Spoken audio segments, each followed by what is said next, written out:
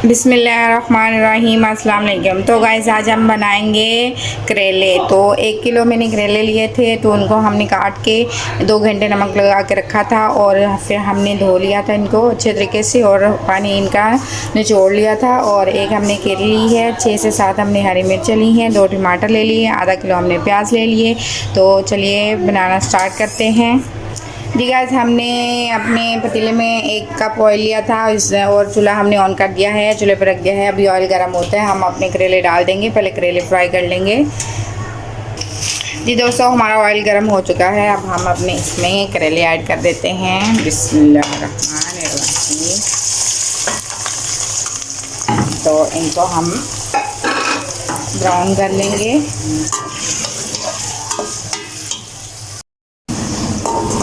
तो दोस्तों यहाँ पे मेरे करेले हो चुके हैं फ्राई। तब हम इसको निकाल लेंगे।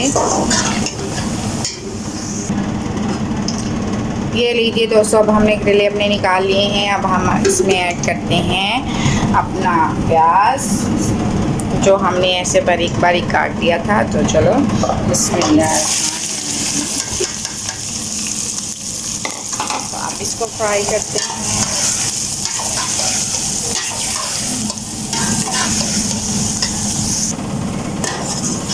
तो दोस्तों अब हम इसमें ऐड करते हैं अपने टमाटर और हरी मिर्चें।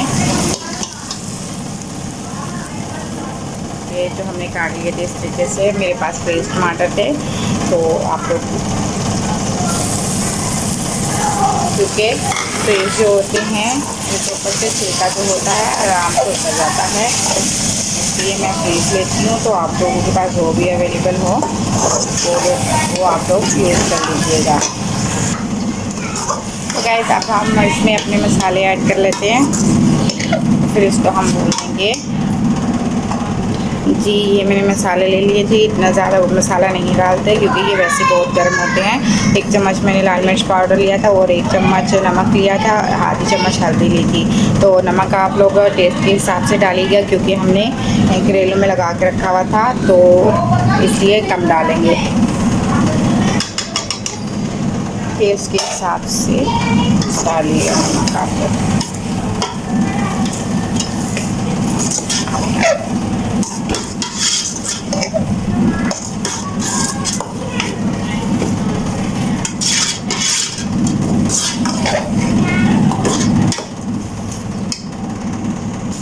जी दोस्तों, 2 मिनट हमें यहाँ पे हो चुके हैं अपना मसाला फ्राई करते हुए। तो इसमें सबसे मेन चीज़ डालेंगे हम वो अनारदाना। 1 चम्मच मैंने लेके उसको भून लिया था, इससे बहुत अच्छा टेस्ट आता है।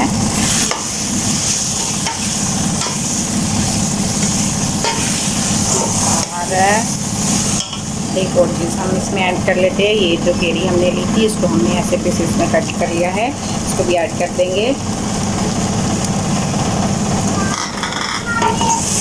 तो 1 से 1.5 मिनट तक हम इसको पकाएंगे और फिर इसके बाद हम अपने करेले ऐड करेंगे।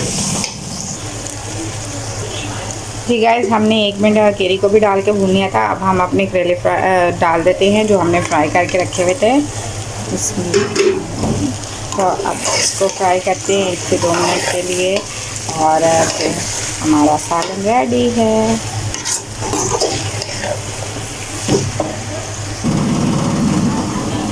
जी दोस्तों, तो हमारा सालन रेडी हो गया है। अब हम इसमें धनिया ऐड करते हैं और फिर आपको दिखाते हैं। माशाल्लाह से बहुत मज़े की खुशबू आ रही है और हमारी ग्रेवी भी अच्छे तरीके से गल गई है। जी अब हमने इसमें हरा धनिया ऐड कर दिया है। तो अब हम चूल्हा बंद कर देते हैं।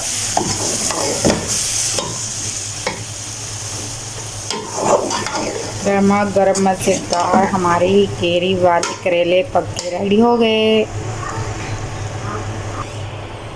तो गाइस ये देखिए, माशाल्लाह से बहुत प्यारा लुक आया है। आप लोग भी बनाइएगा, ट्राई कीजिएगा मेरे तरीके से। तो वीडियो अगर पसंद आए तो लाइक शेयर कमेंट्स करना मत भूलिएगा और वीडियो एंड तक लाजमी देखा करें और दुआओं में याद रखिएगा। मिलते हैं कल एक नई वीडियो के साथ। अल्लाह हाफिज़।